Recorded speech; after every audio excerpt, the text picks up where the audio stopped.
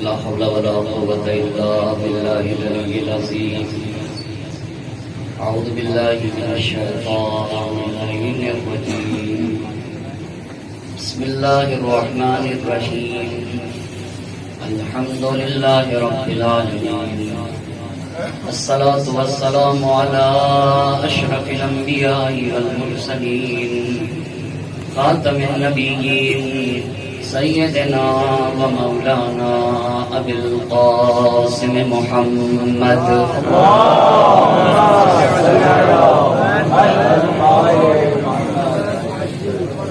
وعلى أهل بيته الطيبين الطاهرين المعصومين ولعنة الله على أعدائهم أجمعين.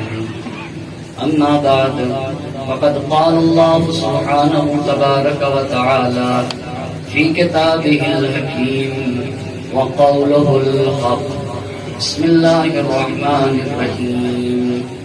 إن الله اشترى من المؤمنين أنفسهم وأموالهم بأن لهم الجنة يقاتلون في سبيل الله. صلوات پر محمد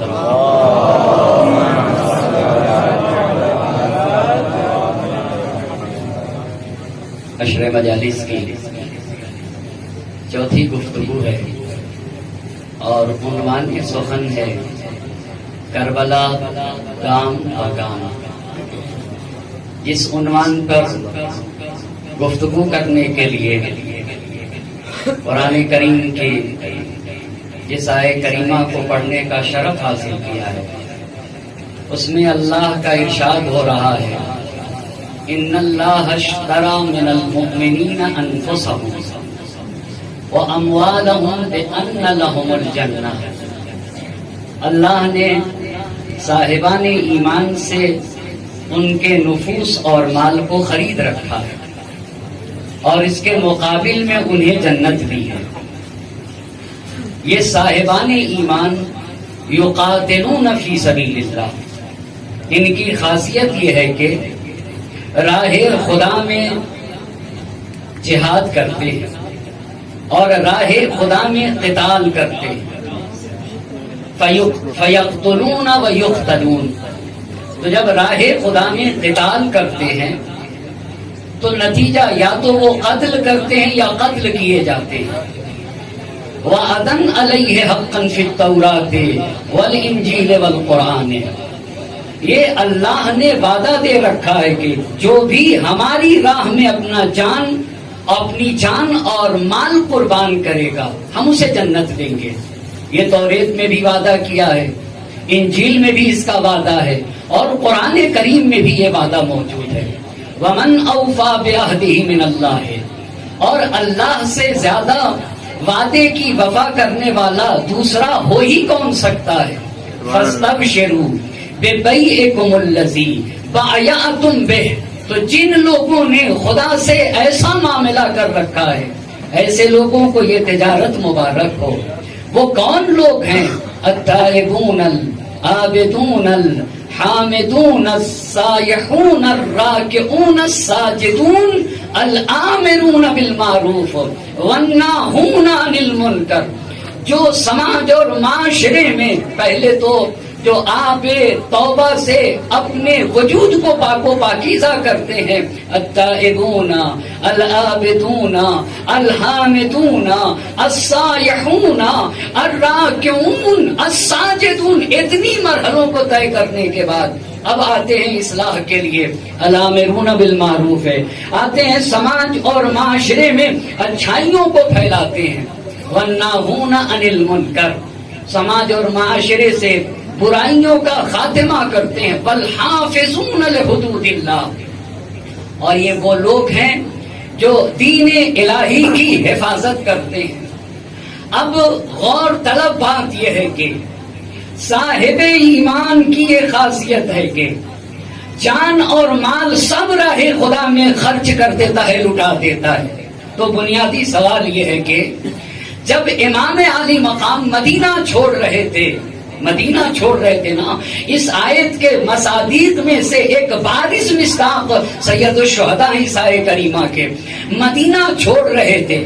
اور امام علی مقام نے یہ کہا تھا کہ من کانا فینا بازلا محجتہ وموطنا علی لقاء اللہ فلیرحل معنا. جو جان دینا چاہتا ہے وہ ہمارے ساتھ چلے گا. تو وہ کون سی ایمان ہستیاں تھیں, کس گھرانے کے لوگ تھے اور کسے لے کر گئے تھے. یہ کوئی معمولی بات نہیں ہے کہ دین کی راہ میں اپنے گھر کو قربان کرنا یہ کوئی آسان کام نہیں ہے. یہ کوئی آسان کام نہیں ہے. آپ ذرا مباہلے کو بھی دیکھیے, مباہلے میں بھی جب دین کی بات آئی تو اللہ کے نبی کس کو لے کر گئے تھے؟ اپنے گھر والوں کو لے کر گئے تھے, اپنے گھر کو لے کر گئے تھے, اپنی جان کو لے کر گئے تھے, اپنے خون کو لے کر گئے تھے. اسی طرح سے سید الشہداء تاریخ نے لکھا ہے بھائی بنی ہاشم میں کئی گھر ہو گئے بنی ہاشم میں, جس میں سے ایک اولاد ابو طالب ہے.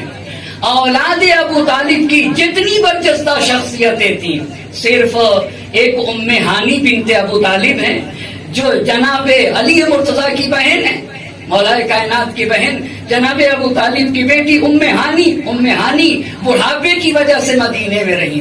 محمد حنفیہ رہے اور امام سجاد علیہ السلام زندہ رہے. یہ تین شخصیتیں, ہاں ہمارے 5ویں امام تھے مگر وہ تو کم سن تھے نا. ان تین کے علاوہ جتنے اولاد ابو طالب تھے سب دین کے کام آئے سب. یعنی بنی ہاشم میں اولاد ابو طالب آپ بتا دینا. یا یہ کہ چھوٹی چیز ہے, بہت بڑا مسئلہ ہے کہ دین کی راہ میں پورے گھر کو قربان کر دیا جائے. امام حسین علیہ السلام اولاد ابو طالب کو لے کر نکلے تھے. قافلہ آگے بڑھ رہا ہے, مکہ مکرمہ میں پہنچ گئے اور مکہ مکرمہ میں پہنچنے کے بعد پہلا مرحلہ یہ تھا کہ بصرے کو خط لکھا گیا. وہاں کے اوپر یزید بن مسعود کی تلاش و کوشش کو ذکر کیا گیا, یزید بن نبیت کے آنے کو ذکر کیا گیا اپنے بچے کو. اور پھر ملاقاتیں جو ہیں مکہ مکرمہ میں سید الشہداء سے, اس میں سے ایک ملاقات کا کل تذکرہ ہوا, وہ عبداللہ ابن عمر کی ملاقات. لیکن اب آج جن باتوں کو آپ کے خدمت میں عرض کرنا چاہوں گا وہ چند اہم باتیں, جس میں سے ایک ملاقات ہے عبداللہ ابن زبیر کی.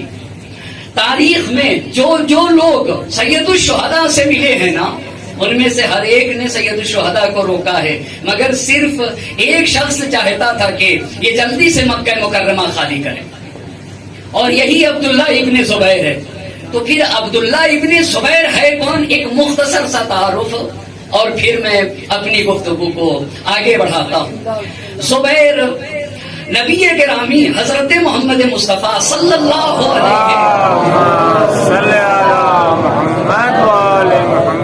علیہ وسلم کی پھوپھی کے بیٹے کو زبیر کہتے ہیں اور عبداللہ یہ زبیر کے بیٹے. تو خوب عبداللہ ابن زبیر کے باپ ہوئے, عبداللہ کے باپ ہوئے زبیر. اور عبداللہ کی ماں ہے اسماء ذات النطاقین, یہ خلیفہ اول کی بیٹی ہیں اور جناب عائشہ کی بہن ہے. تو عبداللہ ابن زبیر کی خالہ ہو جائیں گی جناب عائشہ. توجہ کرنے کی ضرورت ہے. یہ شخص عبداللہ ابن زبیر تاریخ کربلا میں یہ وہ فرد ہے کہ جو چاہتا تھا کہ جتنا جلدی ہو سکے حسین مکے سے باہر چلے جائیں. یہ ڈرا ہوا تھا, سہما ہوا تھا, جھوٹ آ کر کہہ رہا تھا کہ رکیے, مگر اس کے دل کی دھڑکنیں کہہ رہی تھی کہ جتنا جلدی ہو سکے حسین مکے کو خالی کر دیں. کیوں؟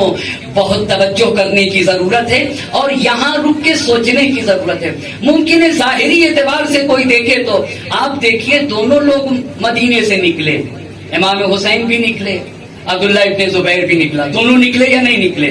کیوں نکلے تھے؟ امام حسین نے بھی کہا میں بیعت نہیں کروں گا, عبداللہ ابن زبیر نے بھی کہا میں بیعت نہیں کروں گا. امام حسین بھی مکہ گئے, عبداللہ ابن زبیر بھی مکہ گیا. دونوں گئے ہیں اور دونوں ظاہر تو ایسا دکھ رہا تھا کہ دونوں کو اسلام کی محبت ہے، مگر فرق کیا ہے اسے پہچاننا پڑے گا، زمانے کے گزرنے کے بعد خوب پتا چلے گا۔ عزیزان محترم، یہ جو قرآن کی آیت کہہ رہی ہے نا، اپنی جان دے کر اسلام بچانا، یہ حسین محمد اور آل محمد کے گھرانے کا کام ہے، یہ کسی اور گھرانے کا کام نہیں ہے۔ توجہ کریے گا، بڑی اہم باتیں ہیں، دو باتیں، اپنے کو سپر بناؤ تاکہ اسلام بچ جائے، یہ ایک گھر ہے، اور کچھ لوگ ایسے ہوتے ہیں اسلام کو سپر بناؤ تاکہ ہم بچ جائیں۔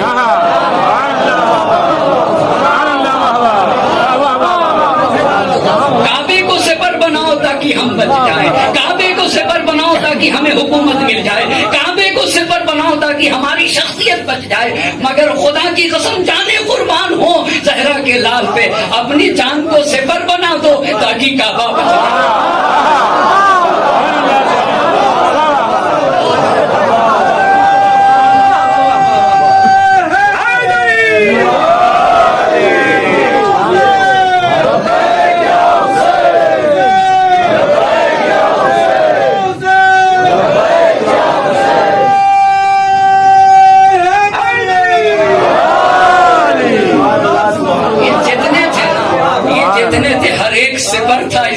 کے لیے ہر ایک حسین کے ساتھ جانے والا سپر تھا۔ ہم اسلام کو صدمہ نہ پہنچنے دیں گے، ہمارا سینہ حاضر ہے، بڑا فرق ہے، اس پہ سوچنے کی ضرورت ہے۔ عزیزان محترم، کیا سکینہ یہ اسلام کے عظیم سپر کا نام ہے، ہم اپنے کو سپر بنائیں گے تاکہ اسلام بچ جائے، دین بچ جائے، قرآن بچ جائے، شریعت بچ جائے، مذہب بچ جائے۔ عزیزان محترم، یہ فرش ازاں میں بارہا کہا کرتا ہوں، یہ فرش ازاں نہیں ہے، یہ کوثر حسینی ہے، یہاں پر کرنے کی ضرورت ہے، یہ کوثر حسینی ہے، کوئی فرش ازاں پہ نہیں آتا ہے، کوثر حسینی میں آتا ہے۔ تو کوثر حسینی میں آ کے کرتا کیا؟ نہا نہا کے اپنی روحوں کو طیب و طاہر کیا۔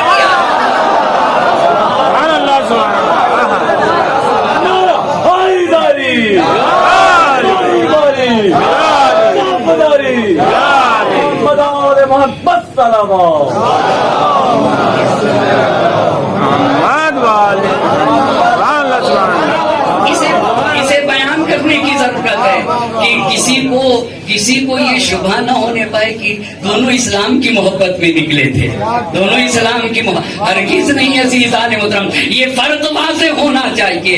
ایک وہ تھا عبداللہ ابن زبیر، صاف کہوں نا، جسے اپنے کو بچانا تھا اور کعبہ بہانا تھا، کعبے کو سپر بنایا تھا تاکہ خود بچ جائے، اسلام کو سپر بنایا تھا تاکہ اسے حکومت مل جائے، مگر زہرا کے لال نے کہا تھا کہ میں سپر بنوں گا تاکہ اسلام بچ جائے۔ کیوں مثل بڑی مشہور ہے، دیکھو، جگر است دیگر است۔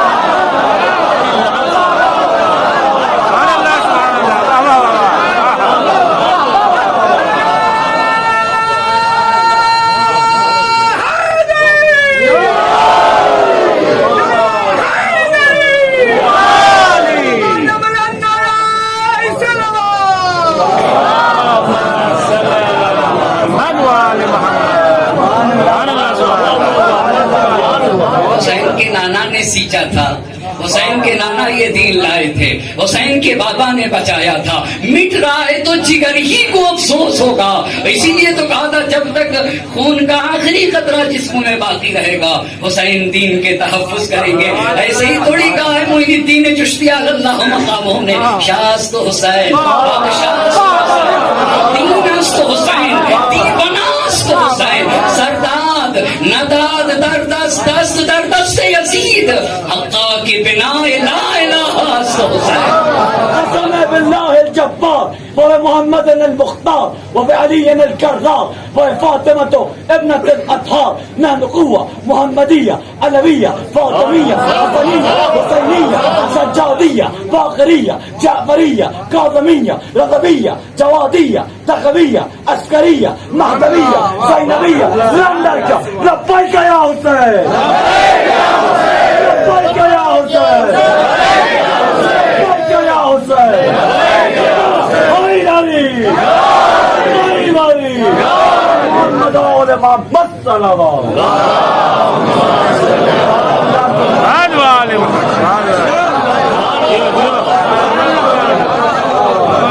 اب ایسا شخص ابھی واضح ہوگا، یہ خوب اچھی طرح سے واضح ہوگا، اسے ہر فرد کو بتانا ہوگا، ہماری ذمہ داری ہے پہچانوائے جائے فرق کیا ہے، کیسے لوگ ڈھکے چھپے رہتے ہیں نا، ان کے چہرے پہ پڑے ہوئے پردے کو ہٹانا چاہیے۔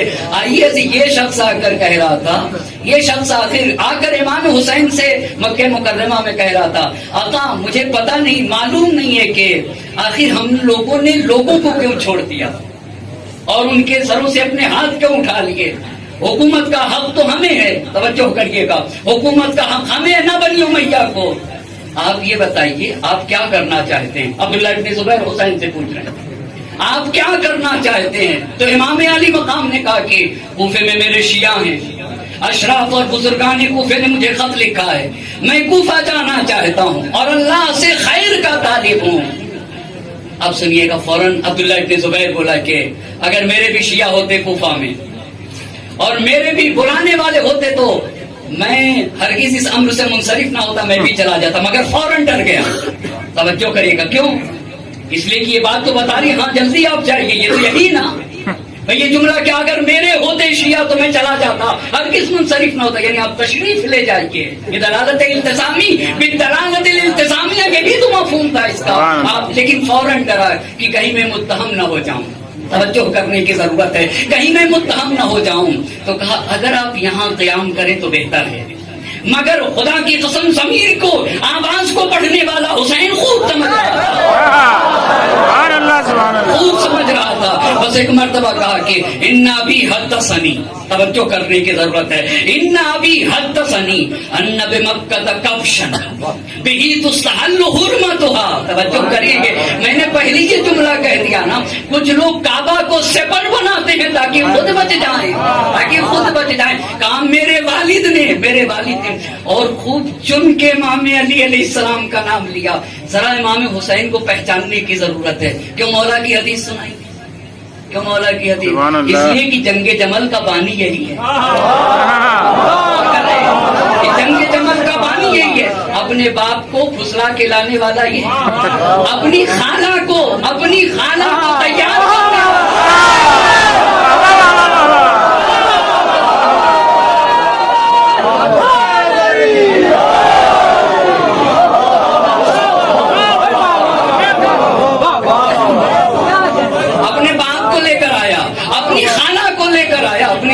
کو لے کر آیا، کس لیے جنگ جمل تھی؟ علی سرف ہستی سے مٹ جائیں، اس لیے تھی جنگ جمل۔ آپ ذرا سمجھیں عزیزان محترم، کوئی ایسے تھوڑی تھی، یہ اس کا اراکین میں سے ایک بنیادی رکن ہے۔ یہ عبداللہ ابن زبیر، علی کو سرف ہستی سے ہٹا دیا جائے مگر جانے قربان ہو جائیں۔ حسین آپ جنگ جمل کا تذکرہ کرتے نا، مکے میں ملا ہے، خدا کی قسم جانے قربان ہو کرامت حسینی پہ، جانے قربان ہو کرامت حسینی پہ۔ اسی کو تو کریم کہا جاتا ہے، اسی کو تو جواں مرد کہا جاتا ہے، اور جواں مرد کسے کہتے ہیں؟ جو دشمن سے بھی محبت کرے اسی کو جواں مرد کہا جاتا ہے۔ دوست بن کے آیا تھا جب پانی پلایا تھا، یہ کریم النفسی کی دلیل ہے، یہ جواں مردی کی دلیل ہے، یہی لے کر آیا تھا۔ تو کہا ان ابھی، ہر جملے میں ایک مفہوم چھپا ہوا ہے۔ ان ابھی حدثنی ان بمکہ کبشا، مکے میں ایک گوسفند ہے، وہ یہی ہے، اسی کو بتا رہے ہیں، اسی کو بتا رہے ہیں۔ ہمارے پاس بزرگوں نے ترجمہ کیا مکے میں ایک میٹھا ہے، ایک کبش ہے، بہی تستحل حرمتها۔ توجہ کریے گا، اس کبش کے ذریعے سے خانے کعبہ کی حرمت پامال ہوگی۔ یعنی کیا مطلب؟ دین پامال ہوگا مگر وہ بچے گا، وہ اپنے کو بچائے گا خانے کعبہ کے ذریعے سے۔ فما احب ان ذالک ان اکون ذالک الکبش، میں حسین نہیں چاہتا کہ مکے کا وہ کبش میں بن جاؤں۔ اب تاریخ نے لکھا ہے کہ عبداللہ ابن زبیر امام حسین سے کہتا ہے کہ آپ یہیں رکیے۔ پھر تاریخ نے لکھا ہے کہ دونوں میں آہستہ آہستہ باتیں ہوتی رہی، اور پھر امام حسین علیہ السلام نے وہاں کے اوپر موجود لوگوں سے خطاب کر کے کہا تمہیں پتا یہ کیا کہہ رہا ہے؟ تم لوگوں کو پتا ہے یہ مجھ سے کیا کہہ رہا ہے؟ جانے قربان ہو زہرا کے لال کے اوپر توجہ کرنے کی ضرورت ہے. تمہیں پتا ہے یہ انسان کیا کہہ رہا ہے؟ ان لوگوں نے کہا نہیں فرزند رسول اللہ. کہا یہ کہہ رہا ہے کہ آپ مسجد میں رک جائیے، مسجد الحرام خانہ کعبہ میں رک جائیے، میں آپ کے اطراف لوگوں کو جمع کر لوں گا، آپ رک جائیے. اتنی بات پبلک سے کہنے کے بعد امام علی مقام نے عبداللہ ابن زبیر کی طرف رک کر کے فرمایا سن لئن اقتل خارجا عنہا بشبر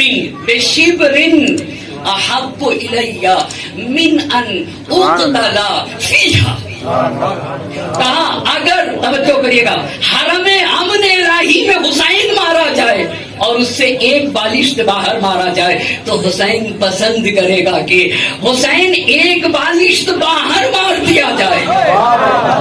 میں نہیں چاہتا کہ حرم الہی میں حسین قتل کیا جائے. پھر امام علی مقام نے کہا اگر 2 بالشت باہر مارا جاؤں اور 1 بالشت باہر مارا جاؤں تو میں پسند کروں گا کہ حرم امن الہی سے 2 بالشت باہر مارا جاؤں. کیوں حسین؟ کہا ہم محافظ خانہ کعبہ ہیں، ہم محافظ کعبہ ہیں، ہم محافظ شریعت محمد مصطفیٰ ہیں، ہم کعبے کی حرمت کو پامال ہونے سے بچانے والے ہیں، ہم ہرگز حرمت خانہ الہی کو پامال ہونے نہ دیں گے. اور اس کے بعد زہرا کے لال نے کہا توجہ کرنے کی ضرورت ہے وَأَيْمُ اللَّهِ لَوْ كُنْتُ، اپنے مستقبل کی طرف اشارہ ہے، لَوْ كُنْتُ فِي حُجْرِ حَامَّةٍ مِّنْ هَٰذِهِ الْحَوَامِ يَسْتَخْرِجُونِ. خدا کی قسم اگر میں حشرات کے سوراخوں میں چلا جاؤں، اگر میں حشرات یہ کیڑے مکوڑوں کے سوراخوں میں چلا جاؤں، یستخرجونی، یہ مجھے وہاں سے نکال لیں گے، یہ بنی امیہ مجھے وہاں سے نکال لیں گے، میرا خون بہائیں گے. اپنے مستقبل کی بات ہے. حتی یقضوا بی حاجتہم، یہاں تک کہ میرے ذریعے سے اپنے مقصد تک پہنچیں گے. واللہ لیعتدن علی کما اعتدت الیہود فی السبت. خدا کی قسم یہ مجھ کو میرے اوپر ظلم و تجاوز و ستم کریں گے، زیادتی کریں گے جیسے یہود نے شنبے کے دن حق کے سلسلے میں زیادتی کی. یہ میرے اوپر زیادتی کریں گے. کہتے کہتے کہنا کیا چاہ رہے تھے؟ اب ذرا توجہ کی ضرورت ہے. اس کے بعد ابن قلوہ نے لکھا ہے کہ عبداللہ ابن زبیر جدا ہوا تو امام علی مقام کہنے لگے ان ھذا یقول لی کن حماما من حمام الحرم. یہ مجھ سے کہہ کے گیا ہے، توجہ کریے گا، آپ حرم کے کبوتر بن جائیے. کیا کیوں؟ آپ حرم میں رک جائیے، بچ جائیے گا، ولو یہ کہ خانہ کعبہ کی حرمت پامال ہو جائے. یہ مجھ سے کہہ رہا ہے خدا کی قسم لئن اقتل فبینی وبین الحرم باع، اگر میں قتل کر دیا جاؤں اور میرے اور حرم کے درمیان میں باع، اس کو کہتے ہیں باع، اتنا فاصلہ ہو تو میں اسے پسند کرتا ہوں اس بات سے کہ میں قتل کیا جاؤں اور حرم اور میرے قتل کے درمیان 1 بالشت کا فاصلہ ہو. جتنا دور مارا جاؤں اتنا میں زیادہ پسند کرتا ہوں. پھر امام نے کہا لئن ادفن بشاط الفرات احب الی من ان ادفن بفناء الکعبہ. اگر میں فرات کے نہر فرات کے کنارے دفن کیا جاؤں تو میں اسے پسند کرتا ہوں اس بات کے مقابل میں کہ صحن کعبہ میں مجھے دفن کر دیا جائے. میں اسے پسند کرتا ہوں کہ مجھے صحن کعبہ میں دفن کر دیا جائے. اور پھر امام علی مقام نے کہا لئن اقتل بالطف، اگر مجھے کربلا کے میدان میں طف میں قتل کیا جائے تو یہ مجھے پسند ہے اس بات سے کہ من ان اقتل بالحرم، مجھے حرم میں. یہ بار بار کیوں؟ یہاں سے یہ فلسفہ سمجھ میں آئے گا کہ کیوں امام علی مقام اتنا عظیم، جس کو عبادت سے عشق ہو، جس نے 1 رات کی مہلت اس لیے لی تھی تاکہ اللہ کی عبادت کر سکے. حج کے 2 دن بچے ہیں، 2 دن بچے ہوئے ہیں. حسین اگر 2 دن رک جاتے تو کیا ہوتا؟ مگر جانے قربان ہو جائے ہم حج کو چھوڑ دیں گے مگر دین الہی کی حرمت کو پامال نہیں، ہم حج کو چھوڑ دیں گے. یہ عظمت حسینی ہے. حرم میں قتل کیا جاؤں یہ مجھے پسند نہیں ہے. اور اس کے بعد اس بات کو طبری نے بھی لکھا ہے, دیگر حضرات نے بھی لکھا ہے کہ امام حسین علیہ السلام نے کہا یہ عبداللہ ابن زبیر ہے نا, عبداللہ ابن زبیر, ان ھذا لیس شیء من الدنیا احب الی من ان اخرج من الحجاز. کہا یہ سب سے زیادہ یہ چاہ رہا ہے وہ عبداللہ ابن زبیر کہ میں جلدی سے حجاز کو چھوڑ دوں. کیوں آقا؟ امام نے کہا وقد علم ان الناس لا يعدلونه, وہ خوب جانتا ہے کہ حسین کے ہوتے ہوئے اسے کوئی نہ پوچھے گا. وہ خوب جانتا ہے کہ حسین کے ہوتے ہوئے اصلاً اسے نہیں پوچھا جائے گا. وَبَدَّ أَنِّي خَرَجْتُ حَتَّى يَخْلُوَ لَهُ, وہ چاہتا یہ کہ میں مکہ چھوڑ کے چلا جاؤں. ایک صلوات پڑھیں گے بر محمد اور آل محمد.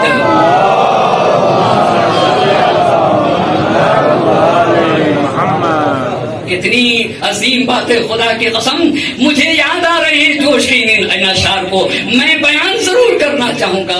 اے حاملان آتش سوزاں بڑھے چلو, ابھی بہت ایسے یزید موجود ہیں, توجہ کرنے کی ضرورت ہے سماج اور معاشرے میں. اے حاملان آتش سوزاں بڑھے چلو, اے پیروان شاہ شہیداں بڑھے چلو, اے پیروان شاہ شہیداں بڑھے چلو, اے فاتحان سر سرو طوفاں بڑھے چلو, اے پیروان سر سرو طوفاں بڑھے چلو, اے صاحبان ہمت یزداں بڑھے چلو.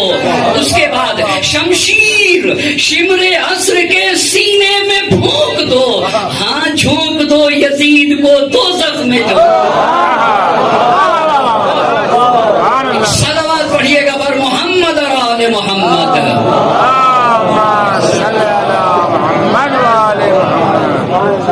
میرے امام نے کہا تھا نا, اب میں جلدی سے اس عبداللہ ابن زبیر نے کیا ہے تاریخ میں تاکہ بات واضح ہو سکے. اب توجہ کریے گا, سن 64 ہجری ہے, 3 ربیع الاول ہے, 2 مرحلے میں 13 سال تاریخ میں ایک ہی وقت میں 2 حاکم رہے ہیں. یعنی اگر یزید شام میں حاکم ہے تو عبداللہ ابن زبیر مکہ میں حاکم رہا. یہ ایک وقت میں اس پہ توجہ کرنے کی ضرورت ہے. تو عبداللہ ابن زبیر کہاں کا حاکم رہا؟ کیا یہ اپنے دقت کریے یہیں سے سمجھ میں آ جائے گی بات. یہ کیوں حرم میں گیا تھا, یہ کیوں کعبے میں جا کر چھپا؟ اس کو کسی چیز سے محبت نہیں تھی, نہ دین سے محبت تھی, نہ شریعت سے محبت تھی, نہ اس کو خانہ کعبہ کی حرمت کا خیال تھا. ہاں اسے تو صرف اور صرف اپنی شخصیت سے محبت تھی, اسے صرف اور صرف حکومت سے محبت تھی. سن 64 ہجری 3 ربیع الاول. اب توجہ کریں گے واقع ہررا کے بعد. واقع ہررا کا جو لیڈر ہے نا وہ مسلم ابن عقبہ ہے. مسلم ابن عقبہ, ان لوگوں نے مکہ مدینہ میں مدینہ منورہ میں قتل و غارت کرنے کے بعد, وہ آپ مجھے بہتر جانتے ہیں کیسے قتل و غارت کی گئی مدینہ منورہ میں, اور کیا کیا گیا. مسجد النبی میں گھوڑے باندھ دیے گئے, اور واقع ہررا کے بعد بیعت لی گئی. بیعت کیسی لی گئی تھی؟ سب سے بیعت لی گئی اس بات کے اوپر کی سارے لوگ یزید کے غلام ہوں گے اور یزید کو مکمل اختیار ہوگا, مگر جانے قربان ہو جائیں خدا کی قسم اسی مدینے میں سید سجاد بھی تھے, اسی مدینے میں سید سجاد بھی تھے. قتل ہونے کے بعد بھی حسین شہید ہو گئے, مگر یزید اتنا ڈرا تھا کہ اس حکم سے امام علی مقام کو استثناء کیا گیا. اس حکم سے امام سجاد علیہ السلام کو استثناء کیا گیا کہ اس حکم سے استثناء ہے. غارت کرنے کے بعد مسلم ابن عقبہ اپنی فوج کو لے کر مکے چلا. کیوں مکے گیا تھا؟ مکے کیوں گیا تھا؟ تاکہ عبداللہ ابن زبیر بیٹھا ہوا ہے نا, عبداللہ ابن زبیر کو قتل کیا جائے. مسلم ابن عقبہ اب جب مدینے سے مسلم ابن عقبہ چلا ہے تو تاریخ میں لکھا ہے کہ محرم سن 64 ہجری میں راستے ہی میں مر گیا. یہ مسلم ابن عقبہ جو واقع ہررا کا کمانڈر تھا, مدینے میں قتل و غارت کرنے کے بعد جب مکہ مکرمہ چلا تاکہ عبداللہ ابن زبیر کو قتل کر دیا جائے, مکے ہی میں مر گیا. مدینے میں معاف کریے گا راستے ہی میں مر گیا محرم سن 64 ہجری میں. مگر مرنے سے پہلے حسین بن نمیر, ہم لوگ حسین بن نمیر کہتے ہیں اسی لیے میں یہ بھی اسی لیے, وگرنہ میں نے دیکھا کہ لکھا ہوا حسین بن نمیر, بولو یہ کہ یہ حسین سعد سے ہے, لیکن چونکہ ہماری زبان میں زیادہ تر حسین بن نمیر کہا جاتا ہے اس لیے میں حسین بن نمیر ہی کہوں گا. ایک صلوات پڑھتے بر محمد اور آل محمد. صلوات اب توجہ کرنے کی ضرورت ہے. تو اس نے مسلم ابن عقبہ نے حسین بن نمیر سے کہا کہ اس کو، کیونکہ یزید نے اسے نصیحت کی تھی کہ اپنے بات کے لیے جو تم سردار لشکر بنانا، حسین بن نمیر کو بنا دینا. تو اس نے حسین بن نمیر کو بنا دیا تھا مرنے سے پہلے، اور کہا تھا کہ دیکھو شام کے لوگ، شام کا حاکم جو بھی بات کہے گا اہل مکہ کے خلاف تمہیں کرنا ہوگا. اب حسین بن نمیر چلا ہے، توجہ کریے گا. جانے کے بعد اب کس لیے گیا ہے؟ کس لیے؟ چونکہ عبداللہ ابن زبیر موجود ہے. عبداللہ ابن زبیر موجود ہے. عبداللہ ابن زبیر کا خاتمہ کرنے کے لیے مکے کو گھیر لیا. مکے کو گھیرنے کے بعد مقابلہ ہوتا رہا، مقابلہ ہوتا گیا. 3 ربیع الاول، الاخبار الطوال بہترین کتاب ہے. ہاں عربی میں ضرور ہے، مگر تاریخ کی، مخدل کی نہایت معتبر کتاب، اچھی کتاب ہے. اخبار الطوال نے لکھ دیا، توجہ کریے گا. گھیر لیا مکہ مکرمہ کو حسین بن نمیر کی فوج نے. مقابلہ ہوتا گیا. 3 ربیع الاول سن 64 ہجری کو منجنیق کے ذریعے سے میرے امام نے کیا کہا تھا؟ میرے امام نے کہا تھا کہ دیکھو کعبے کی حرمت پامال نہ ہونے پائے، ایسا نہ ہو جائے کہ تم کعبے کو اپنا زیور بنا لینا، اپنے کو بچانے کے لیے ایسا ہونے نہ پائے. جانے قربان ہو زہرا کے لال پر. شادی فرات کا بھی تذکرہ کیا، طف کا بھی تذکرہ کیا، اور اپنے مستقبل کا بھی تذکرہ کیا. میں یہاں رہوں، کہیں پہ بھی رہوں، حتیٰ حشرات کے سوراخ میں چلا جاؤں تب بھی بنی امیہ مجھے نکال لے جائیں گے، مگر تو یہیں رہے گا. تیرے وجود سے خانہ کعبہ کی حرمت پامال ہوگی. اب آ کر حسین بن نمیر نے 64 ہجری 3 ربیع الاول کو گھیرا تو کوہ ابو قبیس کے اوپر سے منجنیق کے ذریعے سے پتھر برسائے گئے. اور صرف پتھر ہی نہیں برسائے گئے، خانہ کعبہ کے اوپر آتش باری کی گئی. تو نتیجہ کیا ہوا؟ نتیجہ کیا ہوا؟ سخنا نے حسین ابن علی از مدینے تا کربلا. ہم سے شکیل صاحب کہہ رہے ہیں کہ آپ لوگ تھوڑا پیچھے آ جائیے، ایک صلوات پڑھتے پر آگے آ جائے، ایک صلوات پڑھتے پر محمد اور آل محمد صلوات.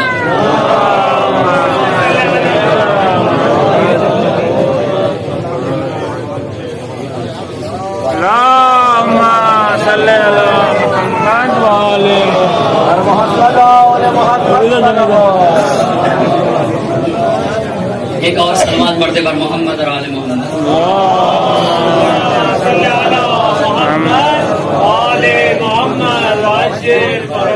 بہت اچھا ہے. میں ایک اعلان کر دوں، مجھ سے کہا گیا کہ کل کی مجلس، یہاں کی مجلس 8:45 پہ شروع ہوگی انشاءاللہ.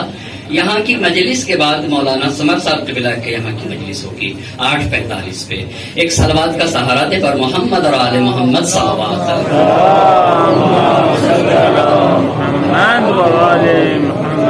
3 ربیع الاول سن 64 ہجری کو اس نے حسین بن نمیر نے منجنیق کے ذریعے سے کوہ ابو قبیس کے اوپر سے پتھر برسائے اور آتش باری کی. تو سخنا نے حسین ابن علی از مدینے تا کربلا، آیت اللہ صادق نجمی صاحب کی نہایت بہترین کتاب ہے، قابل استفادہ کتاب ہے. ایک کلمات کی وضاحت بھی بڑی اچھی طرح سے کی ہے. جامع المدرسین کی جو دکانیں ہیں اس پہ سستی قیمت پہ بھی مل جائے گی، مگر ہاں کتاب قابل استفادہ ہے. سخنان حسین ابن علی از مدینہ تا کربلا، صادق نجمی صاحب کی اہم کتاب. اس میں آپ نے لکھا ہے کہ خانہ کعبہ کا پردہ جل گیا، خانہ کعبہ کی چھت جل گئی. حتیٰ آپ نے وہاں کے اوپر یہ بات لکھی ہے کہ وہ گوسفند جو جناب اسماعیل علیہ السلام کے بدلے سے ہوا تھا، اس کی شاخیں بھی، اس کی سینگ بھی رکھی ہوئی تھی، وہ بھی جلی. خلاصہ یہ کہ وہ کہنا چاہتے ہیں کہ خانہ کعبہ کا ایک حصہ بھی گر گیا، جنگ ہوتی رہی. 3 ربیع الاول کو اس نے پتھر برسائے تھے حسین بن نمیر نے سن 64 ہجری میں. ابھی یہ برسا ہی رہا تھا پتھر، آتش باری کر ہی رہا تھا کہ 14 ربیع الاول سن 64 ہجری، بہت توجہ کی ضرورت ہے. 3 ربیع الاول کو پتھر برسائے گئے، آتش باری کی. 14 ربیع الاول سن 64 ہجری کو اس کو پتا چلا کہ یزید واصل جہنم ہو گیا. یزید واصل جہنم ہوا. جب یزید کو پتا چل گیا کہ یزید مر گیا، توجہ کریے گا عزیزان محترم، تو اس نے عبداللہ ابن زبیر کو کیا لکھتا ہے یہ حسین بن نمیر کی، جس نے ہم کو تم سے لڑنے کے لیے بھیجا تھا وہ تو ہلاک ہو گیا، اب ہماری تمہاری کوئی لڑائی نہیں ہے، مکے کا راستہ کھولو ہمیں آنے دو، دروازے مکہ کھول دو ہمیں آنے دو، ہم خانے کعبہ کا طواف کرنا چاہتے ہیں. آپ ذرا دیکھیں تو خانے کعبہ کو گرا بھی رہے ہیں اور خانے کعبہ کا طواف بھی کرنا چاہتے ہیں. انہیں خوب پہچاننے کی ضرورت ہے. گرا بھی رہے، ہم خانے کعبہ کا طواف بھی کرنا چاہتے ہیں، اور اس نے بھی دروازہ کھول دیا. ہاں دروازہ کھل گیا، انہوں نے طواف بھی کیا ہے نہیں کیا اور واپس چلے گئے. یہ پہلا مرحلہ جب حرمت خانے کعبہ کو، کس کی وجہ سے کعبہ کی حرمت پامال ہوئی؟ زہرا کا لال کہہ رہا تھا خدا کی قسم اب یہاں مجھے کہنے دیجئے، شہید مرتضیٰ مطہری رحمت اللہ علیہ نے اپنی کتاب حماسہ حسینی میں لکھا ہے کہ، اور انہوں نے تو قرآن کی آیت پڑھ دی ہے اور آیت کے ذکر سے استنباط کرتے ہوئے لکھا ہے کہ جب اللہ نے فرشتوں سے کہا تھا کہ آدم کا سجدہ کر لو، تو اس میں سے کہا تھا کہ کیا ہم ایسے کا سجدہ کریں کہ جو زمین پر خون بہائیں گے؟ نحن نقدس لک، ہم تو آپ کی تقدیس و تحلیل کرتے ہیں، ہم ایسے کا سجدہ کریں. تو آواز قدرت آئی، انی عالم ما لا تعلمون، جو میں جانتا ہوں وہ تم نہیں جانتے. اور وہیں پہ شہید مرتضیٰ رحمت اللہ علیہ نے لکھا ہے کہ خدا کی قسم مدینے میں بہت ایسے لوگ تھے جو عقلاء عالم تھے، مگر ان کو شیشے میں وہ باتیں نہ دکھ رہی تھی جو کیچڑ میں حسین دیکھ رہے تھے.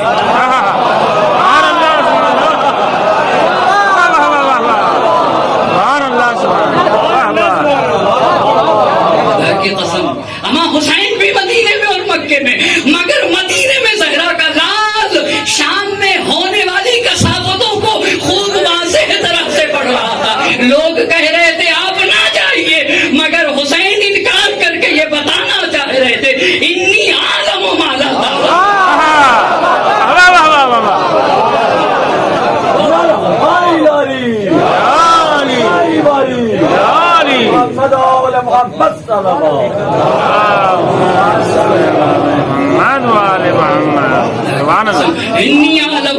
تعلمون. جب یہاں تک لے کر آیا تو بات کو روک کے اسے ضرور کہوں گا. ابراہیم آیتی علی اللہ مقامہ بررسی تاریخ عاشورہ، بڑی پیاری کتاب ہے، مختصر مگر معارف کا سمندر ہے. جس نے سمندر کو، معارف کے سمندر کو کوزے میں سمویا ہے نا، وہ ابراہیم آیتی ہیں. جگہ جگہ شہید مرتضیٰ مطہری کہتے ہیں کہ آیتی دوستم آیتی انطور گفتے، دوستم آیتی انطور گفتے، دوستم آیتی انطور گفتے. جب میں نے مطالعہ کیا تو میں نے کہا آخر یہ آیتی کون ہے جس کی بار بار شہید مرتضیٰ مطہری کہتے ہیں کہ دوستم آیتی انطور گفتے، آیتی انطور گفتے، آیتی انطور گفتے. میں تو یہ کہتا ہوں مجھے تو آیتی سے عشق ہے، جتنی کتابیں ملے سب لے لیجیے، جتنی کتابیں ملے آیتی ابراہیم آیتی کی سب لے لینا چاہیے. انہوں نے بڑی پیاری بات لکھی ہے، کہا دنیا کے حکمراں اپنے پیغام کو پتھر پہ لکھتے ہیں، کوئی تختی پہ لکھتا ہے، کوئی کاغذ پہ لکھتا ہے،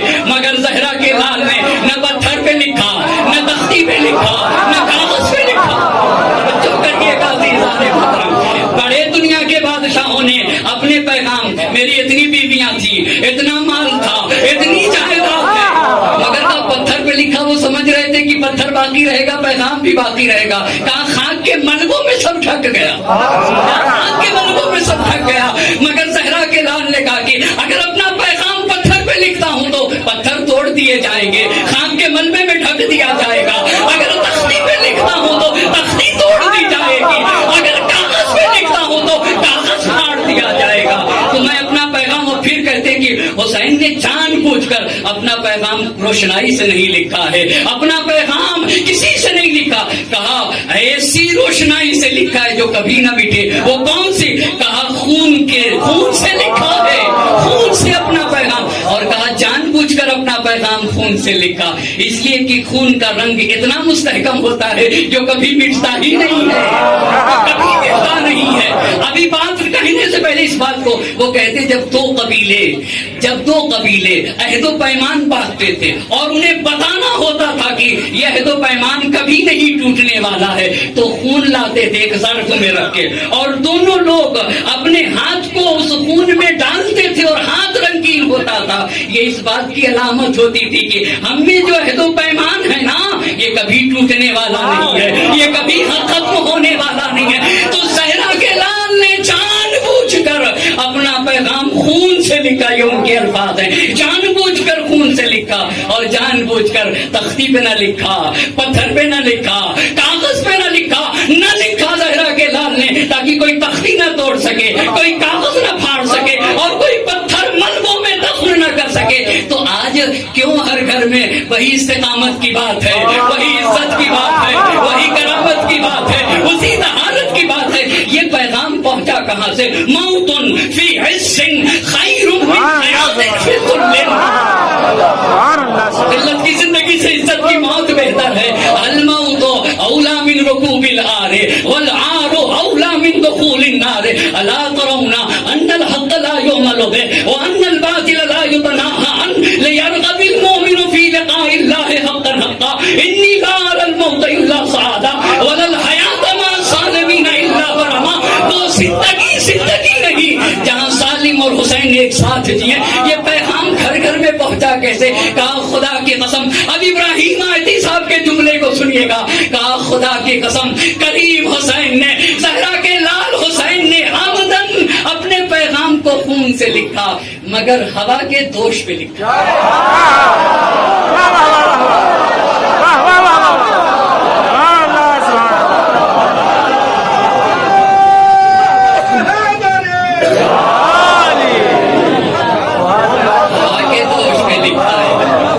تم چاہ رہے تھے حسین مٹ جائے گا، بے درد کے حسرت کو نکلتے نہیں دیکھا، کاغذ کی کبھی ناؤ کو چلتے نہیں دیکھا، ظالم کو کبھی پھولتے پھلتے نہیں دیکھا، ٹھوکر ہے یہ وہ جس سے سنبھلتے نہیں دیکھا، وہ تخت ہے کس قبر میں، وہ تاج کہاں ہے، اے خاک بتا زور یزیدہ۔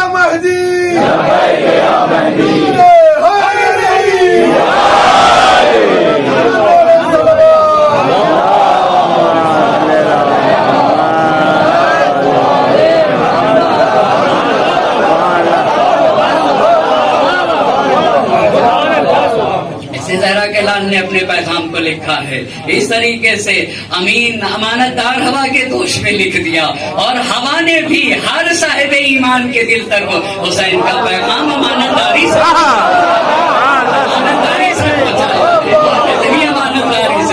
دنیا کہاں تختی پہ لکھا ہوتا تو سوچتے مٹا دیتا، ہاں کسی کاغذ پہ لکھا ہوتا تو پھاڑ دیتے، مگر جانے قربان ہو جائے زہرا کے لال پہ تو چلایا اس نے سن 64 ہجری اور 14 ربیع الاول۔ یہ سب بھی یاد رکھنے کی ضرورت ہے کون کب واصل جہنم ہوا ہے، 14 ربیع الاول سن 64 ہجری کو۔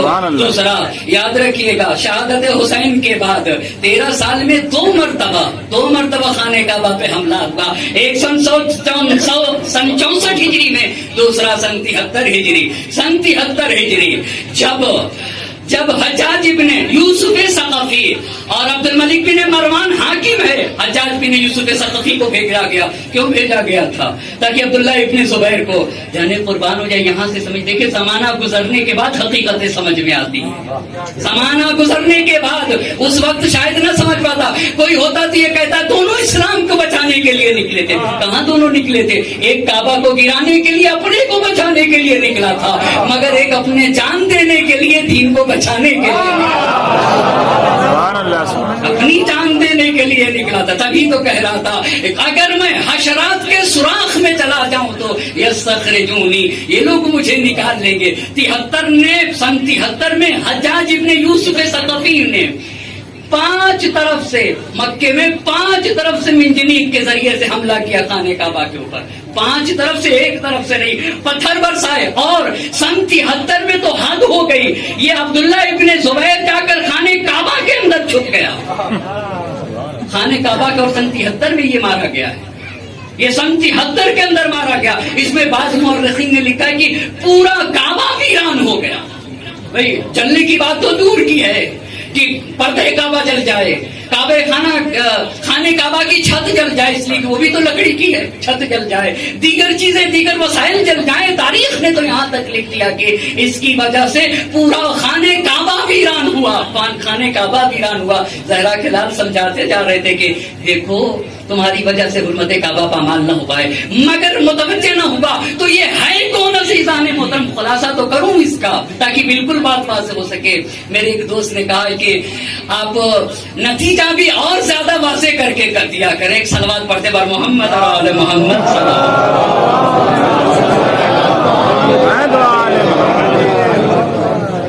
میں بہت شکر گزار ہوں، اور یقیناً علماء ہیں، طلاب ہیں، افاضل ہیں، مفکرین ہیں، مصنفین ہیں، پڑھے لکھے. اس کا مطلب تھوڑی کہ اگر میں ممبر پہ بیٹھ کے مجلس پڑھ رہا ہوں تو میں پڑھا لکھا ہوں. ہرگز ایسا نہیں ہے. صاحبان فضل، علماء، افاضل، مصنفین، مفکرین، پڑھے لکھے لوگوں کا مجمع ہے. صاحبان، ہر فرد کو حق ہے، سوال کرنے کا حق ہے.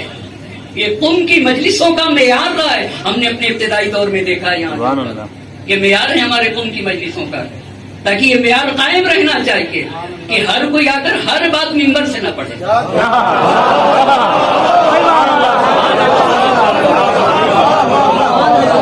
یہاں کے اوپر اس معیار کو قائم ہونا چاہیے. یہ میرا خود کا ذاتی نظریہ ہے، اور یقیناً ہر صاحب علم کا یہ نظریہ ہونا چاہیے کہ بھائی قوم کہیں بھی ویسے پڑھے، کہیں بھی پڑھے تو اسے اتنی تو رعایت ضروری ہے ممبر پر آنے والے کے لیے، اتنی تو رعایت ضروری ہے. اور ہر ایک کو سوال کا حق ہے، ہر ایک کو.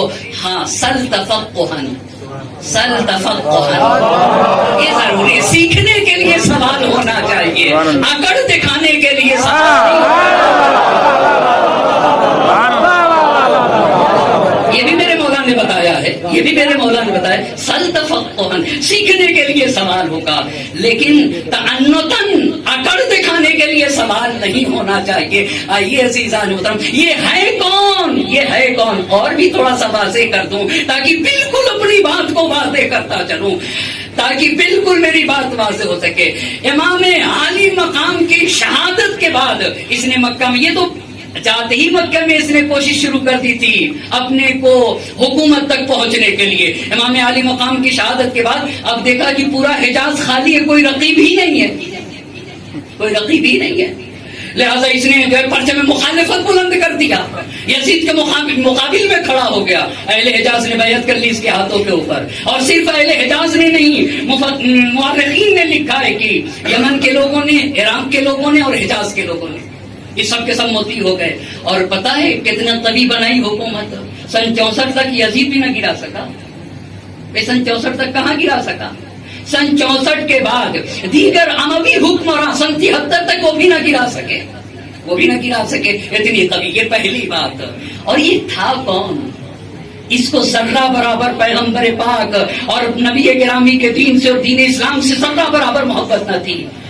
اس نے اپنی خلافت کے زمانے میں خطبے سے نبی گرامی کے اوپر درود کو نکال دیا. کہا نہیں بھیجنا ہوگا. کیوں بھائی؟ کہا جب نبی گرامی پہ درود بھیجا جاتا ہے تو ان کے رشتہ دار سر اٹھانے لگتے ہیں، افتخار کرنے لگتے ہیں. اللہ نے انہیں یہ شرف دیا ہے، کیوں نہیں افتخار کریں؟ اللہ نے انہیں شرف دیا ہے، کیوں نہیں افتخار کریں؟ کیوں نہ ان کے گھر والے سر اٹھانے لگتے ہیں، سر اٹھانے لگتے ہیں. یہ کر دیا. اس کے بعد یہ کہتا ہے 40 سال تک اپنے دل میں بغض اہل بیت رکھے رہا. بغض اہل بیت رکھے رہا. بتایا کہ جنگ جمل کے باریوں میں سے اس کے لیے مورخین نے لکھا ہے کہ بخیل تھا، کنجوس تھا، لڑاکو تھا، فحاش تھا اور بنی ہاشم کا پکا دشمن تھا، اور علی مرتضیٰ علی ابن ابی طالب علیہ السلام پہ لعنت کرنے والا تھا. ایک صلوات پڑھتے پر محمد اور آل محمد صلی اللہ علیہ وسلم. یہ پہلا جو ظاہر روک رہا تھا، ظاہراً روک رہا تھا، مگر یہ چاہ رہا تھا، اس کے دل میں یہ بات تھی کہ جتنا جلدی ہو سکے حسین مکے کو خالی کرتے. ایک دوسری ہستی، اس دن میں نے عرض کیا تھا کہ عبداللہ ابن عباس کے بارے میں مجھے شخصیت کے بارے میں نہیں پتا، لیکن کل میں نے اپنے استاد رضا مختاری حفظہ اللہ سے یہ سوال کیا تو انہوں نے کہا کہ ان کی شخصیت کے اوپر 21 جلد کتاب لکھی گئی اور ان کا مؤسسہ نہیں رکا. کچھ نمبر 7 مؤسسہ تراث احیاء شیعہ، جہاں کے اوپر تمام شیعی کتابوں کو زندہ کیا جاتا ہے. انہوں نے لکھا ہے کہ نہایت مثبت شخصیت عبداللہ ابن عباس کی، شخصیت مثبت، اور چونکہ مولائے کائنات کے اقوال کو نقل کرتے تھے اس لیے بنی امیہ نے ان کی شخصیت کو پامال کرنا چاہا ہے. اس لیے بنی امیہ نے ان کی شخصیت کو پامال کرنا کہا. 21 جلد کتابوں میں ان کی شخصیت کو ثابت کیا گیا ہے کہ ایک مثبت شخصیت. اب امام علی مقام کا جب پتہ چلا، انہی کو عرض کروں اور میں اپنی بات کو سمیٹ رہا ہوں ایک صلوات کا سہارا دے.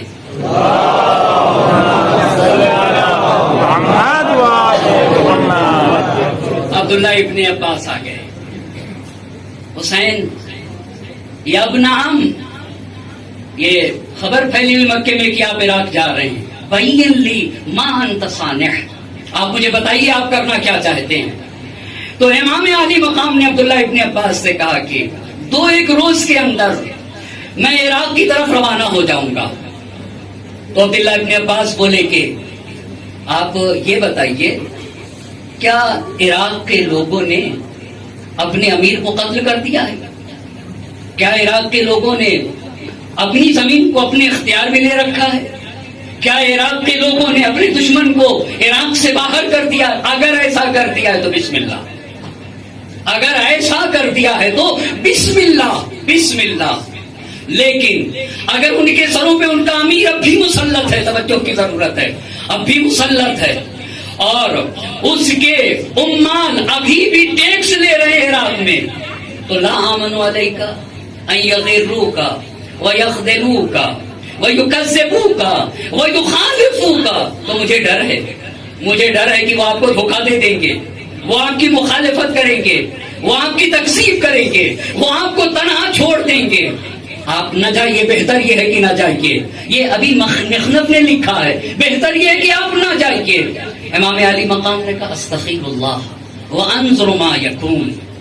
میں اس سلسلے میں اللہ سے خیر کا طالب ہوں اور میں منتظر ہوں، دیکھتا ہوں کیا ہوتا ہے. یہ پہلے دن کی بات. دوسرے دن پھر عبداللہ ابن عباس آ گئے.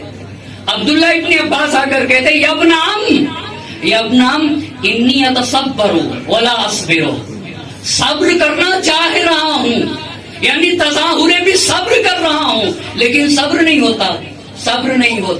وَإِنِّي أَتَخَوَّفُ عَلَيْكَ فِي هَذَا الْوَجْهِ الْهَلَاكَ وَالِاسْتِئْصَالَ. یا ابن عم مجھے ڈر ہے اس راستے میں آپ کی بابت مجھے خوف ہے. میں ڈر رہا ہوں کہ کہیں آپ ہلاک نہ ہو جائیں، آپ دنیا سے چلے نہ جائیں. والاستئصال، آپ کے بچوں کو اسیر نہ کر لیا جائے، گرفتار نہ کر لیا جائے. وَإِنَّ أَهْلَ الْعِرَاقِ قَوْمٌ غُدُرٌ، کہا اہل عراق تو پیمان شکن لوگ ہیں، یہ تو وعدے کی وفا کر کے، یہ تو وعدہ کر کے وعدے کو توڑ دیں گے. آپ ان کی بات کے اوپر بالکل اعتماد نہ کریے. آپ تو اہل حجاز کے سردار ہیں، آپ مکہ اور مدینہ کی محترم فرد ہیں، آپ اسی مکے میں رہیے، آپ یہی قیام پذیر ہوئیے. اور پھر عبداللہ ابن عباس نے سید الشہداء سے کہا اگر آپ مکے سے جانا چاہتے تو یمن تشریف لے جائیے. ابن عباس یمن کیوں تشریف لے آئے؟ فَإِنَّ بِهَا حُصُونًا وَشِيَابًا وَهِيَ عَرْضٌ عَرِيضَةٌ طَوِيلَةٌ وَلِأَبِيكَ بِهَا شِيَّةٌ وَأَنْتَ عَنِ النَّاسِ فِي عُزْلَةٍ. کہا کہ وہاں محکم مضبوط قلعے ہیں، وہاں درے ہیں، وہاں کھاٹیاں ہیں، اور بڑی وسیع و عریض زمین ہے، بڑی وسیع و عریض زمین ہے۔ آپ کے والد کے چاہنے والے وہاں کے اوپر موجود ہیں، اور آپ لوگوں سے دور دراز رہ کے وہاں سے اپنے آپ کو محفوظ رہ سکتے ہیں، وہاں سے لوگوں کو اپنی بیعت کی طرف دعوت دیجیے گا، اس میں آپ محفوظ رہیں گے، اس میں آپ محفوظ رہیں گے۔ توجہ کرنے کی ضرورت ہے۔ عبداللہ ابن عباس نے کہا اس میں آپ محفوظ رہیں گے۔ امام علی مقام نے کہا یا ابن ام واللہ انی لأعلم انک ناصح مشفق، مجھے پتا ہے کہ آپ خیر خواہ ہیں، آپ شفیق ہیں، مجھے سب کچھ پتا ہے، ولکنی اسمعت واجمعت علی المصیر، میں نے تو جانے کا ارادہ کر رکھا ہے۔ یہی پہ شہید مرتضیٰ مطہری رحمۃ اللہ علیہ نے کہا عقلائے عالم حسین سے کہہ رہے تھے نہ جائیے، مگر زہرا کے لال کی دوربین نگاہیں شام میں ہونے والی کثافتوں کو دیکھ رہی تھی، اور پھر ایک عجیب بات کہی میرے امام نے، اسے عرض کروں، اور اب آہستہ آہستہ منزل اپنی قریب ہو رہی ہے، کوفے والوں کو خبر ہو رہی، اور ایک شیعہ علی کے گھر میں تجمع ہوا، وہاں کے اوپر بیعت لی گئی، حسین کو خط لکھا گیا، اسے بھی عرض کر کے آہستہ آہستہ مذاہب کی طرف چلا جاؤں گا۔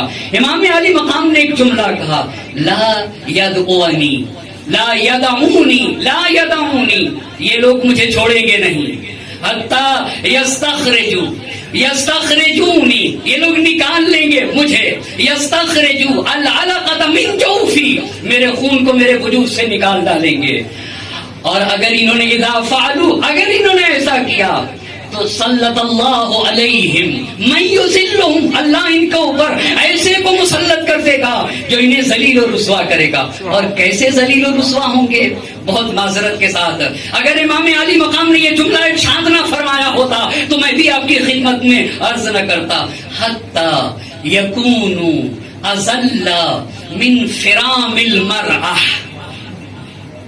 میں اپنے گاؤں کی دیہات کی ایک مثال دوں بہت معذرت کے ساتھ، کوئی ٹوائلٹ کرنے جائے اور ڈھیلا لے لے اور ڈھیلے سے اپنے فضلے کو صاف کر کے ڈھیلا پھینک دے، اس ڈھیلے کی کیا حیثیت ہے؟ میرا مجمع مجھے بتائے گا، اس ڈھیلے کی جس میں کثافت لگی ہوئی ہے اس کی کیا حیثیت ہے؟ کہا اگر تم نے حسین کا ساتھ نہ دیا تو تمہاری مثال اسی ڈھیلے کی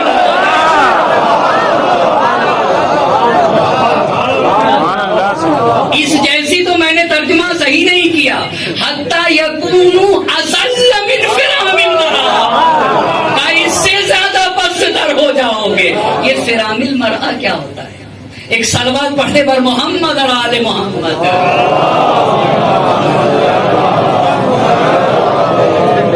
میری بات انشاءاللہ کی باتیں ہو گئی، صاحبان علم کا مجمع میں اس سے توسیع نہ دے سکوں گا، میں اپنی بات کو پہنچا سکا، مگر ماہانہ عادت میں خاتون جو کپڑا رکھتی ہے خلیص خون کے لیے اسے فرام المرأہ کہا جاتا ہے۔ کہاں اگر حسین کو چھوڑا گیا تو لوگ ویسے ہو جائیں گے، اس سے بھی پست ہو جائیں گے جتنا وہ گندا اور خلیص کپڑا پست ہوتا ہے، جتنا وہ خلیص اور پست کپڑا۔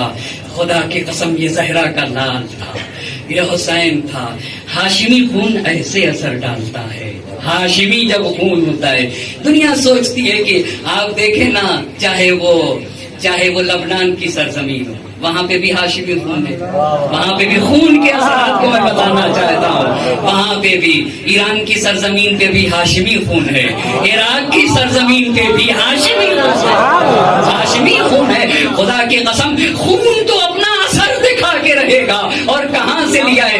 اس لیے کہ شام کی سرزمین پہ ایک ہاشمی جوان نے ہاشمی کردار ادا کیا تھا، وہ ہمارے چوتھے امام سجاد ہیں، تو کیوں نہ تحرک آئے گا، خون اثر ڈالے گا۔ ہاں خون ہاشمی خون مکے میں ہے، مگر کوفے میں اثرات نمایاں ہو جا رہے ہیں۔ سلیمان ابن سرد خدائی کے گھر پہ مجمع ہو گیا، سلیمان ابن سرد خدائی نے، اب اسے کل عرض کروں گا، انہوں نے خط لکھ دیا، امام علی مقام نے مسلم ابن عقیل کو بھیج دیا۔ مسلم ابن عقیل جب گئے ہیں مختار ثقفی علی کے گھر میں قیام کیا ہے تو وہاں کے اوپر مسلم ابن عقیل نے امام علی مقام کا خط پڑھ کے سنایا. جب خط پڑھ کے سنایا ہے نا تو ہمام کے خط کا اثر تھا.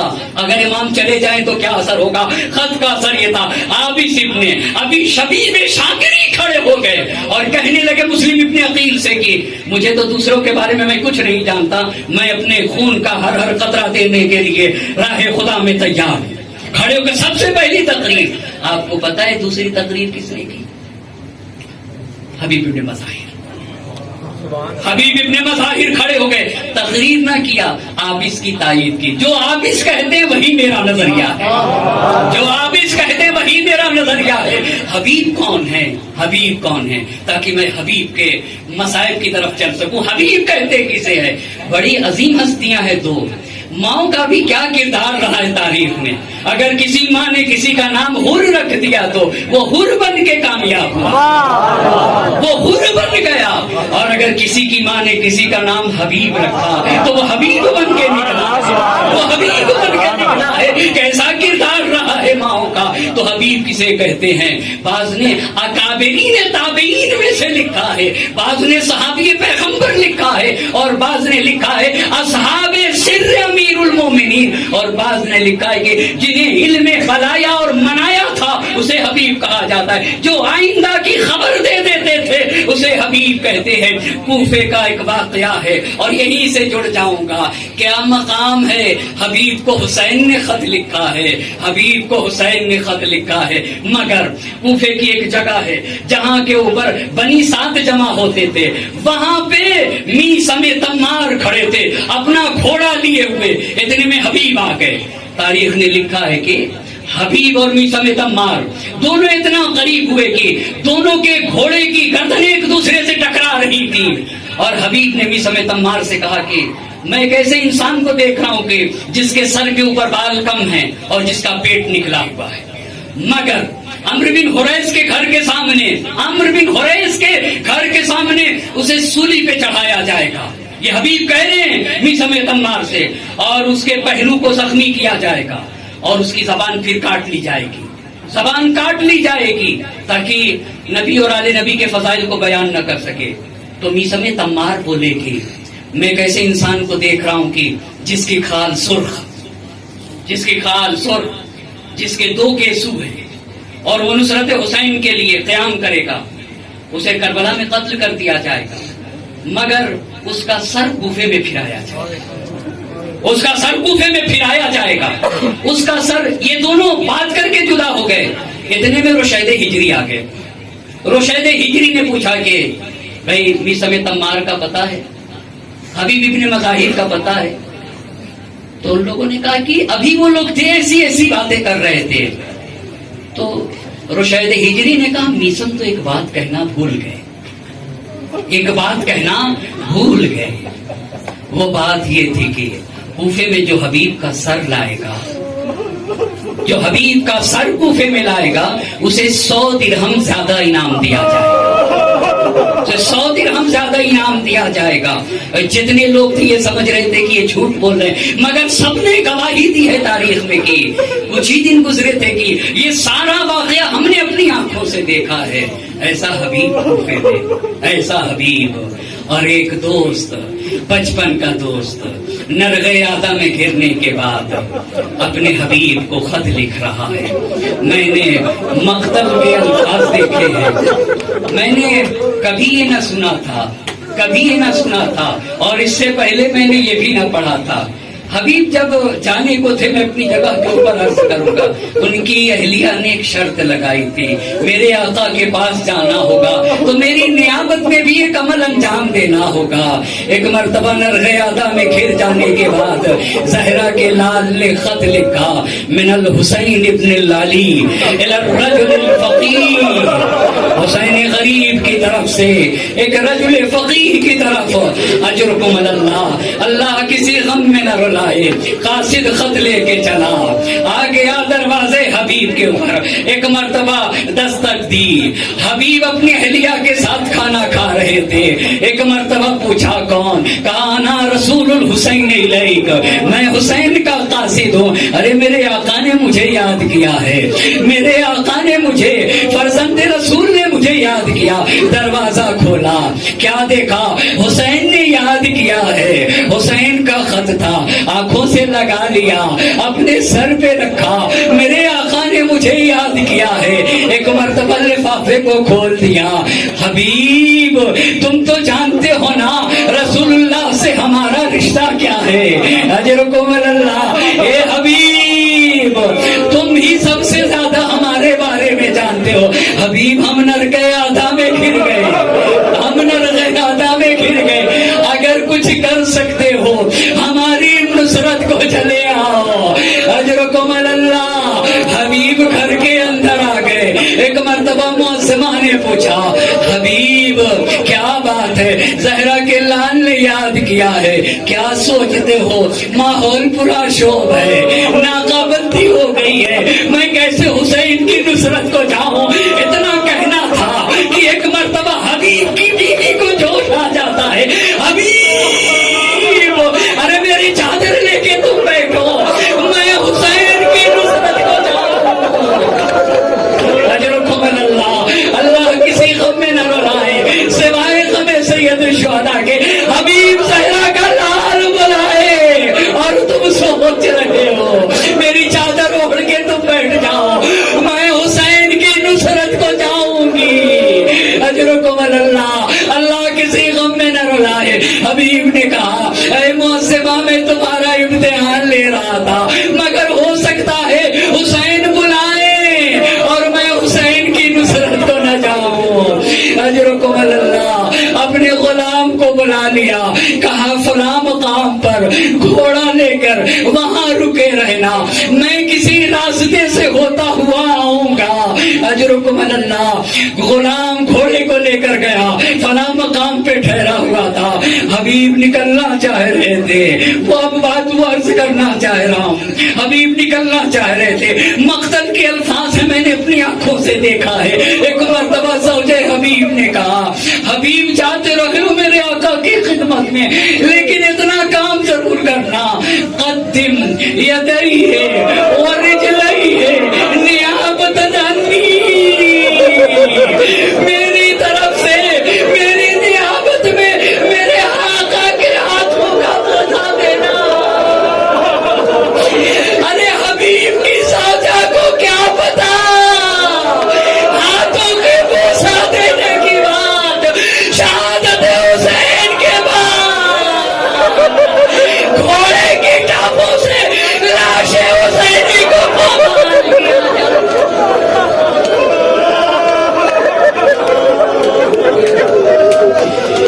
اجرکم اللہ، اللہ کسی غم میں نہ رلائے، میری نیابت میں میرے آقا کے ہاتھوں کا بوسہ دینا، میرے آقا کے قدموں کا بوسہ دینا، غلام گھوڑا لیے کھڑا تھا، مقتل کے الفاظ ہیں، گھوڑا دانے نہ کھا رہا تھا، پانی نہ پی رہا تھا، آنکھ سے زار زار آنسو گر رہا تھا، غلام کہہ رہا تھا حبیب کو آنے میں دیر ہو رہی تھی، غلام کہہ رہا تھا اے اسب باوفا، ارے گھبرا نہیں، اگر میرا آقا نہ آیا تو میں سوار ہو کے نصرت حسین کو جاؤں گا، حبیب پہنچ گئے، ارے سر کو پیٹ لیا، ہائے میرے آقا کی مظلومیت، اجرکم اللہ، اللہ کسی غم میں نہ رلائے، ہائے میرے آقا کی مظلومیات، جب جانور میرے آقا پہ آنسو بہا رہا ہے، حبیب گھوڑے پہ سوار ہوئے، غلام کو کہہ رہے ہیں کہ اے غلام میں نے تجھے آزاد کر دیا، جا میں نے تجھے آزاد کر دیا، ایک مرتبہ غلام نے، بڑا معرفت غلام تھا، ایک مرتبہ غلام اپنے آقا کے قدموں پہ گر گیا، اے آقا ارے تم نے انصاف نہ کیا، اپنی خدمت لینا تھی تو مجھے اپنے ساتھ رکھا، مگر نصرت حسین میں جانا چاہتا ہوں تو تم کہہ رہے ہو آزاد کر دیا، اجرکم اللہ، حبیب روانہ ہو رہے ہیں، مگر ادھر حسین کے خیمے میں خوشی کی لہر دوڑ رہی ہے، اپنے ہی زہرا کا لال کہہ رہا ہو اکبر آگے بڑھو، میرا بچپن کا دوست حبیب آ رہا ہے، قاسم آگے بڑھو۔ اللہ اللہ اجرکم اللہ۔ حبیب خیام حسینی میں پہنچ گئے، خیمے میں خوشی کی لہر دوڑ گئی۔ زینب کو معلوم ہوا حبیب آئے ہیں۔ ایک مرتبہ زینب نے فضا سے کہلوا دیا، فضا جاؤ جا کر حبیب سے کہہ دو۔ ادھر تو اشقیا کی فوج در فوج آ رہی تھی، حبیب سے کہہ دو زینب تمہیں سلام کہلا رہی ہے، زینب تمہیں سلام کہلا رہی ہے۔ ارے یہ کہنا تھا، حبیب خاکے کربلا پہ بیٹھ گئے، خاکے کربلا اپنے سر پہ ڈالنے لگے۔ ہائے حسین یہ مصیبت، شہزادیاں غلام کو سلام بھیجے۔ اجرکم اللہ۔ اللہ کسی غم میں نہ رلائے سوائے غم سید الشہداء کے۔ عصر کا ظہر کا وقت تھا، نماز ظہر ادا کی گئی، حبیب میدان جہاد میں گئے۔ میدان جہاد میں لڑتے لڑتے زمین کربلا پہ جب گرے، آواز دی وعلیک السلام یا ابا عبداللہ، اے حسین حبیب کا سلام آخر قبول کریے۔ ایک حبیب کی لاشیں پہ پہنچ رہا ہے۔ ایک مرتبہ حسین جب لاشیں حبیب پر پہنچے، للہ درک یا حبیب لقد كنت فاضلا تختم القرآن فی لیلۃ واحدہ۔ اجرکم اللہ۔ سن نہ سکو گے، سن نہ سکو گے۔ اللہ کسی غم میں نہ رلائے سوائے غم سید الشہداء کے۔ جیسے ہی حسین لاش حبیب سے اٹھے، راوی کہتا ہے بان الانکسار ولا وجیل حسین، حسین کے چہرے پہ شکستگی کے آثار۔ ارے راوی نے پوچھا حسین شکستگی کے آثار؟ ارے میرے بچپن کا دوست گزر گیا، مگر جب عباس گئے تو کمر تھام لی، علان کا سرازاری حسین کا بھائی چلا گیا، حسین بن بھائی کے ہو گیا۔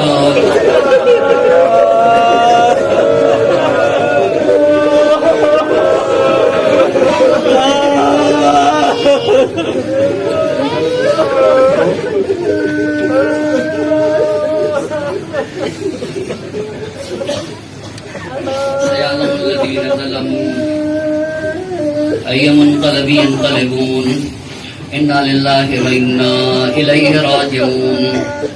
إلهي بحق الزهراء وأبيها وبالها وبنيها والسر المستودع فيها 10 مرتبہ بسمك يا الله يا